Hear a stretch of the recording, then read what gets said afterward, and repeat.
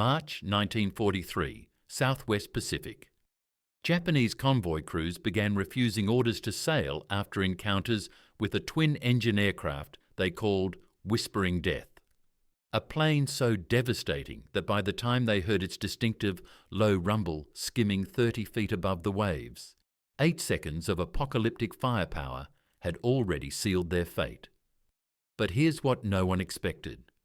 Why did seasoned Japanese Zero pilots, who had dominated the Pacific skies for 2 years, fear this Australian modified plane more than the mighty American B-25 Mitchells, the carrier-based Avengers, or any other aircraft in the Allied arsenal? The sun barely broke through the thick clouds hanging over the Bismarck Sea as another Allied convoy burned on the horizon. Japanese bombers and fighters owned these skies, and they knew it. In just the first 2 months of 1943, Japanese aircraft had sent 22 Allied ships to the bottom of the ocean. 31 more limped back to port with gaping holes in their hulls. Over 2,800 sailors and Marines would never go home. The numbers told a brutal story. The Allies were losing, and losing badly. Allied commanders gathered in cramped headquarters across New Guinea, staring at maps that showed Japanese supply routes running like highways across the ocean. Enemy convoys moved supplies to Rabaul and Lae almost whenever they wanted. They sailed in broad daylight, protected by swarms of Zero fighters that could outmaneuver anything the Allies put in the air. American heavy bombers tried attacking from 20,000 feet up, but hitting a moving ship from 4 miles high proved nearly impossible. For every 100 bombs dropped, only 2 found their targets. It was like trying to hit a running rabbit with a rock thrown from a skyscraper. The Allies tried using their fighters as escorts, but fighters carried machine guns designed to shoot down other planes, not sink steel warships. The bullets bounced off ship hulls like pebbles off a tank. Torpedo bombers had better weapons, but they flew slow and straight during their attack runs, making them easy prey for Japanese gunners. Week after week, Japanese reinforcements poured into New Guinea, while Allied commanders watched their ships sink and their options run out. Then came Wing Commander Frederick Schurger, and nobody expected much from him. Schurger was not some hotshot fighter ace or decorated bomber pilot. He had spent the 1930s flying mail planes across the Australian outback, delivering letters and packages to tiny towns scattered across thousands of miles of empty desert. While other officers attended military academies and studied textbooks about aerial combat, Schurger learned to fly low and fast over rough terrain, dodging dust storms and navigating by landmarks most people would never notice. When Schurger proposed his idea for stopping Japanese convoys, the reaction was swift and harsh. Seasoned military strategists called his plan crazy. Some used stronger words. He wanted to attack ships by flying just above the waves, so low that spray from the ocean would hit the aircraft. He wanted to mount as many guns as possible on twin-engine planes and come at the Japanese so fast and low they would not have time to react. The experts shook their heads. Everyone knew that flying below 100 feet over water while enemy fighters circled above was suicide. Japanese Zeros would dive down and shred any plane foolish enough to try such a stunt. US 5th Air Force generals heard the proposal and dismissed it almost immediately. They had years of training and experience, and this male pilot from Australia was telling them to throw away everything they knew about bombing ships. The British Air Ministry reviewed Schurger's request for modified aircraft and sent back a cold response. Putting that many guns on a twin-engine bomber was inefficient and wasteful. They already had torpedo bombers for sinking ships. Why waste resources on some untested idea that would probably get good pilots killed? Even Schurger's own commanders in the Australian Air Force hesitated. Resources were tight. Every airplane, every bullet, every drop of fuel had to count. They could not afford to gamble on wild experiments when proven methods existed, even if those methods were not working very well. They rejected his initial request for modified Beaufighters, stamping the paperwork with words like wasteful and impractical. But Scherger kept thinking about what he had seen. He remembered flying mail routes just feet above the outback floor, moving too fast and low for dust devils to catch him. He thought about Japanese anti-aircraft guns and how they were designed to track bombers coming in high and level. Those guns could swing left and right easily enough, but tilting down to aim at something racing past at 300 miles per hour. Barely above the water? That was a different problem entirely. He started doing math. If a plane approached at 50 feet above the waves, moving at 300 miles per hour, how much time would gunners have to spot it, aim, and fire? The answer was measured in seconds, not minutes. 5 seconds, maybe 8 if the gunners were very good and very lucky. But what if the attacking plane had so many guns pointing forward that it only needed those few seconds? What if instead of trying to survive long enough to drop a torpedo or a bomb, the plane itself became the weapon, pouring out so much firepower in such a short burst that ships simply could not withstand it? The conventional wisdom said this could not work. Admirals and generals had fought naval battles for decades, and they knew the right way to do things. Heavy bombers attacked from high altitude where they were safe from most guns. Torpedo bombers came in low and slow, releasing their weapons from a distance. Fighters provided cover and shot down enemy planes. That was how naval air combat worked. Everyone agreed. Scherger looked at the smoking wrecks of Allied ships and the maps showing Japanese convoys moving freely, and he wondered if maybe everyone was wrong. He had spent years flying where the textbook said planes should not fly, at altitudes that made military pilots nervous, and he had survived by being fast and unpredictable. The Japanese controlled the skies because the Allies were fighting the way everyone expected them to fight. What if there was another way? What if the solution was not to fight better using the same old methods, but to fight completely differently in a way the enemy had never seen and had no defence against? The Bristol Beaufighter sat on the tarmac like a bulldog ready to fight. Australian workshops had turned it into something the original British designers never imagined. 4 20mm Hispano cannons jutted from the nose like accusing fingers. 6 more machine guns, each firing .303 caliber bullets, nestled in the wings. Workers had added racks under the wings for 8 rockets, each weighing 60 pounds and capable of punching through steel plate.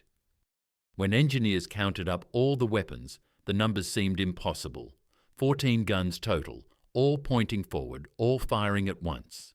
In a single second, this plane could spit out 240 rounds. The aircraft measured 41 feet and 8 inches from nose to tail, with wings stretching 57 feet across. 2 massive Bristol Hercules engines, each cranking out 1,670 horsepower, pushed the beast through the air at 330 miles per hour when flying just above the waves. September 1942 arrived with the first real test. Port Moresby sat baking under the tropical sun as test pilots prepared to see if all those guns would actually work together or tear the plane apart. In Bootless Bay, the Japanese had left behind wrecked barges from earlier raids, and these became the perfect targets. The first Beaufighter roared down to 50 feet above the calm water, engines screaming, spray kicking up behind it. The pilot lined up on a barge sitting in the shallows and pressed the firing button. The world exploded in noise and fury. All 14 guns fired at once, creating a sound like a thunderstorm compressed into 3 seconds. The recoil was so strong that the entire aircraft shuddered and slowed down, losing 15 miles per hour of speed just from the backward push of all those guns firing forward. When the smoke cleared and mechanics rowed out to inspect the barge, they could barely believe what they found. 180 holes punched through quarter-inch steel plating across a 30-foot section. The metal looked like someone had attacked it with a giant hole punch over and over in the space of 3 heartbeats. If this had been a real Japanese ship with fuel tanks and ammunition stores and men packed inside, nothing would have survived.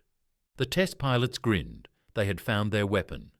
But having a weapon and getting permission to use it were two different things. General George Kenney commanded the 5th Air Force, and he had won his rank by being careful and smart, not by gambling on crazy ideas. He looked at the test results and admitted they were impressive, but impressive in a test was not the same as effective in real combat. He allocated exactly 8 Beaufighters to actual operations and called the whole thing an interesting experiment. 8 planes out of hundreds under his command. He was willing to let Sherger try, but he was not about to bet the war on it. The US Navy proved even harder to convince. They had Douglas TBF Avengers, big torpedo bombers that had been designed specifically to sink ships. Navy planners looked at their charts and their years of experience and insisted that torpedoes remained the superior weapon for destroying enemy vessels. A torpedo could blow a hole below the waterline and let the ocean pour in. Guns just made holes above the water. Anyone could see which was better. They kept their Avengers and their tactics and wished the Australians luck with their experiment. Even within the Royal Australian Air Force, Sherger faced resistance. The conventional bomber squadrons had first priority for fuel and ammunition. They were doing important work, attacking Japanese airfields and supply dumps using proven methods. Sherger's modified Beaufighters were unproven and hungry for resources. Each one needed thousands of rounds of ammunition just for training. Each practice mission burned fuel that could have gone to bombers. Squadron commanders grumbled and protected their own allocations. Then Air Vice Marshal William Bostock stepped in, and everything changed. Bostock was a quiet man who let his actions speak louder than his words. He looked at the test results and saw what others missed. He saw a way to hurt the Japanese where they were vulnerable, to sink their ships before they could unload their cargo, to cut their supply lines and strand their troops. Without asking permission or forming committees to study the issue, Bostock simply redirected 45 Beaufighters that were supposed to fly defensive patrols. Those planes went to Sherger instead. Then Bostock authorized the ammunition expenditure for live fire training. Over 250,000 rounds per month, triple what normal fighters received. Other officers protested, but Bostock held firm. He was betting his career that Sherger was right. December the 17th, 1942, dawned clear and bright over the Vitiaz Strait. 6 Beaufighters from No. 30 Squadron lifted off before sunrise, their bellies heavy with fuel and ammunition. Scouts had spotted a Japanese convoy, 4 destroyers escorting transport ships full of troops heading for New Guinea. The Beaufighters flew low, skimming the wave tops, their engines throttled back to reduce noise. At 40 feet above the water, they were invisible to radar and nearly invisible to the human eye until they got very close. The lead pilot spotted the convoy and clicked his radio twice. No words needed. Every pilot knew the plan. Throttles slammed forward. The big Hercules engines roared from cruising power to full combat power in seconds. The Beaufighters leaped forward like hunting cats spotting prey. 330 miles per hour. The destroyer Hayashio grew larger in the windscreens, close enough to see sailors scrambling to their guns, pointing and shouting warnings that came too late. The Beaufighters opened fire at point-blank range. 8 seconds of concentrated hell poured into the destroyer. 20mm cannon shells, designed to blow apart aircraft, ripped through the thin deck plating like paper. Machine gun bullets followed, thousands of them, sparking and ricocheting and finding fuel lines and ammunition stores. Something deep inside the ship caught fire. Orange flames shot up from vents. Smoke poured out in thick black clouds. 73 Japanese sailors died in those 8 seconds, killed by a storm of metal they never saw coming. The Beaufighters roared past and climbed hard, banking left to avoid the other destroyers. Behind them, the Hayashio burned like a torch. Smaller explosions popped inside the hull as the fire found more things to consume. The destroyer wallowed in the water, listing to one side, clearly doomed. 6 hours later, it capsized and sank. The Beaufighters landed back at base with only minor damage, a few bullet holes from return fire that had come too late and been aimed too poorly to matter. Japanese war diaries captured months later described the attack in words that showed how completely it had shocked them. Unlike any previous aerial assault, one officer wrote, continuous fire like a horizontal storm. Another wrote that his men had faced American bombers and torpedo planes before, but this was something entirely new and terrifying. Australian workshops went into overdrive. They had modified 87 Beaufighters despite having 1/3 the tools and equipment that American factories enjoyed. Mechanics worked 16-hour shifts, some sleeping under the wings of planes they were modifying, waking up to continue fitting cannon mounts and reinforcing airframes.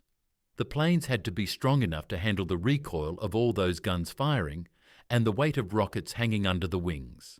American engineering estimates said this kind of work would take 6 months. The Australians did it in 9 weeks, driven by the knowledge that every day of delay meant more Allied ships sinking and more Japanese supplies getting through. The success of that December strike opened the floodgates. What had been an experimental squadron became a full-scale operational priority. Over the following weeks, more Beaufighters received the same modifications, more crews trained in the low-altitude tactics, and more missions launched against Japanese shipping lanes. The numbers told a story that even the most stubborn doubters could not ignore. In January and February of 1943, before the Beaufighters spread across the theatre, 22 Allied ships had gone to the bottom of the Pacific.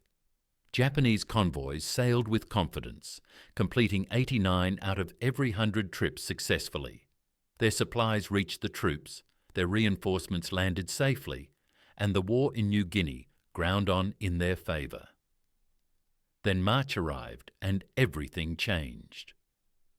By the time June ended, 71 Japanese ships had been sunk or damaged so badly they limped away never to fight again. The Japanese convoy success rate collapsed from 89% down to 34%. More ships were being destroyed than were getting through. The ocean that had been a highway became a graveyard. The Battle of the Bismarck Sea showed what concentrated Beaufighter strikes could accomplish. 8 Japanese transports and 4 destroyers went down in 3 days of furious combat. 3,000 Japanese troops who were supposed to reinforce New Guinea never arrived. They drowned in the cold Pacific waters or burned when fuel tanks exploded. The Beaufighters had not done all this damage alone, but their contribution proved decisive. They came in low after the high-altitude bombers had scattered the convoy, and they finished what the big planes started, raking decks with cannon fire and launching rockets that punched through steel hulls below the waterline.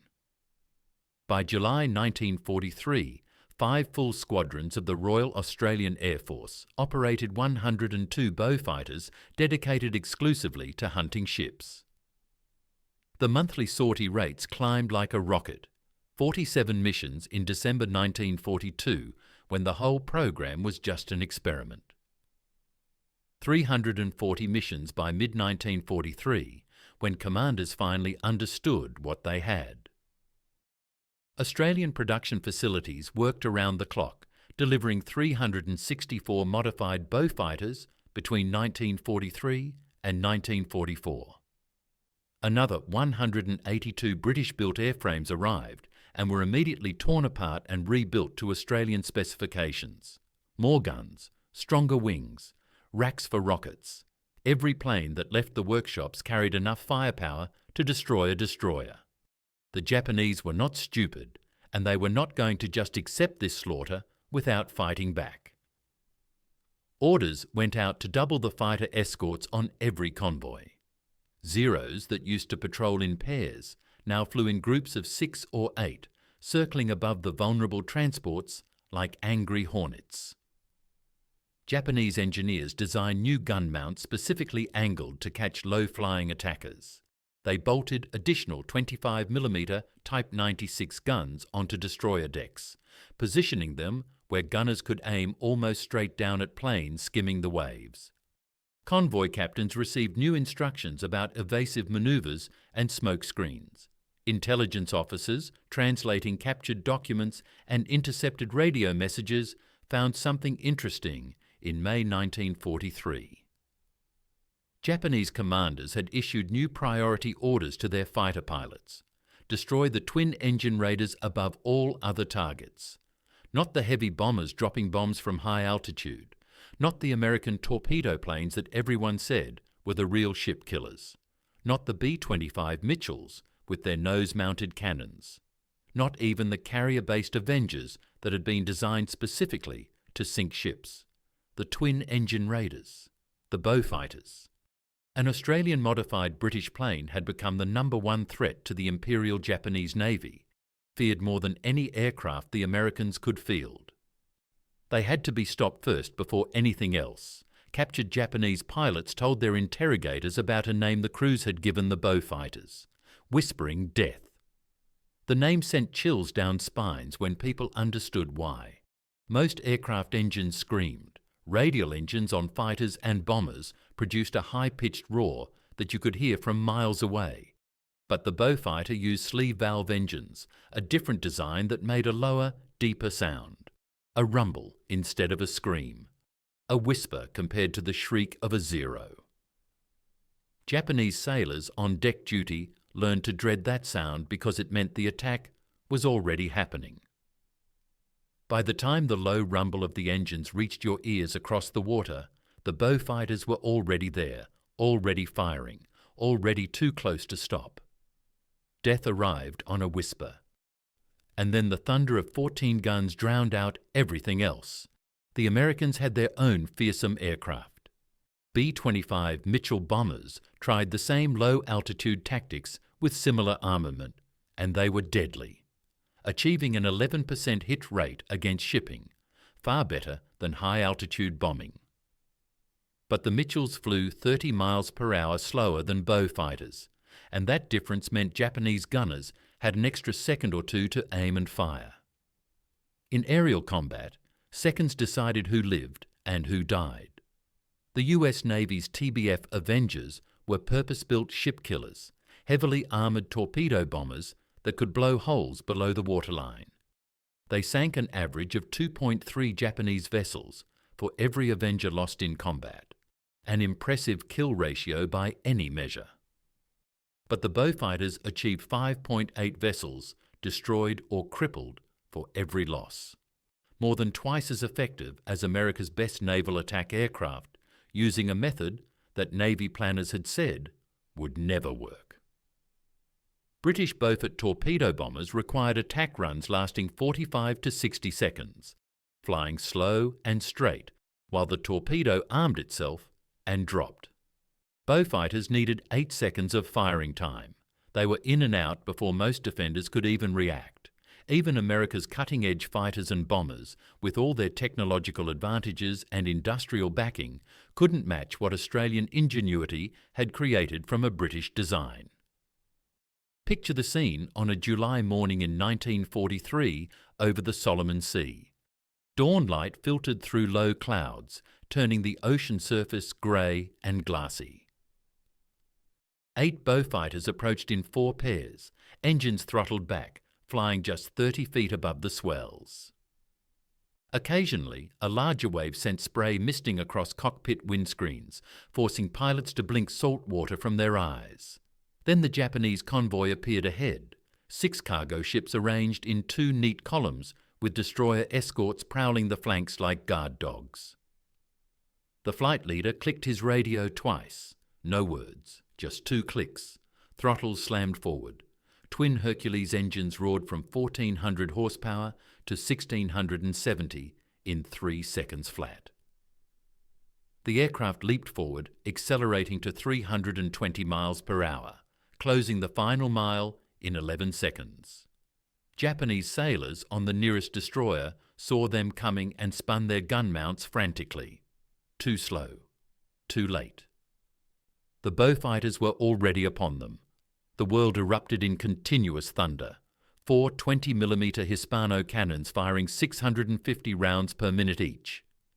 Tracer rounds drew brilliant lines of light across the grey water, each bright streak marking the path of 4 other bullets invisible in the gloom. Deck plating splintered like kindling. Superstructure crumpled. A fuel tank detonated in an orange fireball that turned night into day for 3 heartbeats. Then the Beaufighters were past, climbing hard left, already a mile away, before the burning destroyer could fire a single shot in response. 8 seconds of apocalyptic violence, and then silence except for the crackle of flames and the screams of wounded men. The unexpected consequences of the Beaufighter campaign spread far beyond simple ship losses. Japanese convoy tactics underwent a complete reorganization by August 1943. No more daylight sailing in open water. Convoys moved only at night now, hugging coastlines where thick mangrove swamps and jungle prevented the low-altitude approaches that made Beaufighters so deadly. This added 60 to 120 hours to every supply run. Cargo that used to arrive in 2 days now took a week. Japanese logistics networks, already stretched thin across thousands of miles of ocean, began to collapse under the strain. The psychological damage proved just as devastating as the material losses. Japanese crews started refusing convoy duty. Sailors who had survived Beaufighter attacks told stories that grew more terrifying with each retelling. In October 1943, the destroyer Mochizuki experienced something the Imperial Navy had never seen before: a near mutiny. Crew members refused orders to escort transports through waters where Beaufighters operated. Officers threatened punishment. The crew did not care. They had heard the whisper of death and seen what 8 seconds of concentrated fire could do to steel and flesh. They would rather face a firing squad on land than face Beaufighters at sea. At peak deployment in mid-1944, Beaufighter strike wings flew 420 sorties every month across the Southwest Pacific. They consumed ammunition at rates that made supply officers dizzy. 1.8 million rounds of 20mm cannon shells every 3 months. 950,000 rounds of .303 machine gun ammunition in the same period. Australian and British factories had produced 5,928 total Beaufighters of all types between 1940 and 1945. Of those, 364 were built specifically as Australian-modified anti-shipping strikers.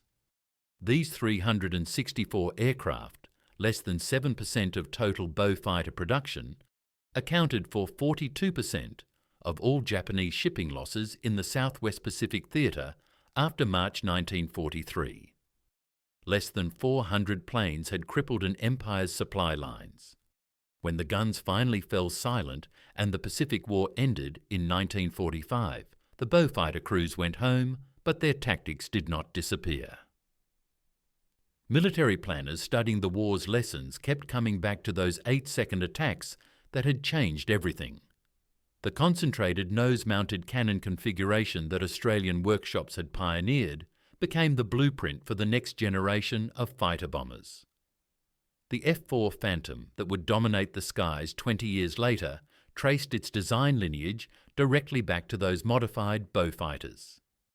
Engineers looked at what had worked in the Southwest Pacific and built it bigger, faster, and deadlier. But the core idea remained the same.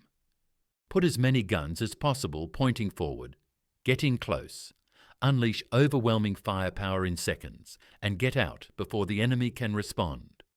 The skip bombing techniques and low-altitude attack profiles that Beaufighter crews had developed through trial and error became required training for every pilot who might face enemy ships. By the time the Cold War heated up, NATO and Soviet instructors were teaching the same lessons that Australian pilots had learned over the Bismarck Sea. Come in fast, stay low, hit hard, leave fast. Even when anti-ship missiles replaced guns and rockets in the 1960s and 1970s, pilots still trained using the Beaufighter approach. The missiles launched from the same wave-top altitudes, following the same attack patterns, exploiting the same weaknesses in ship defences that Scherger had first identified back in 1942. By 1950, every major air force in the world had adopted some version of the Beaufighters' tactical playbook. The Americans, who had initially dismissed Scherger's ideas as suicidal, now taught their pilots the exact same tactics. Concentrated forward firepower became standard instead of experimental. Low-altitude approaches were taught to student pilots as basic doctrine, not crazy ideas from male pilots who did not know any better. Coordinated multi-aircraft strikes, with planes attacking from different angles within seconds of each other, appeared in every tactical manual.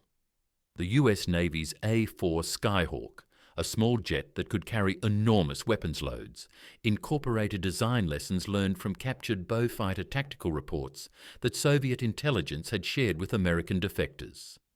The Soviet Union's IL-28 Beagle bomber showed clear influence from the same source. Ideas that had seemed radical and dangerous in 1942 were now so obvious that young pilots could not imagine any other way to attack ships. Wing Commander Frederick Scherger never became a household name during the war years. No newspapers ran front-page stories about the male pilot who had revolutionized anti-shipping warfare. No medals ceremony honored him in front of cheering crowds. The work was classified, the tactics were secret, and Scherger was too busy running operations to care much about recognition anyway. But the military remembers its own, even when the public does not. Scherger rose steadily through the ranks after the war, his service record speaking louder than any publicity campaign. Sometimes the greatest advantage in solving a hard problem is not knowing enough to understand why it cannot be solved. Sometimes the whisper that everyone ignores carries more truth than the voices shouting with certainty that they already know all the answers.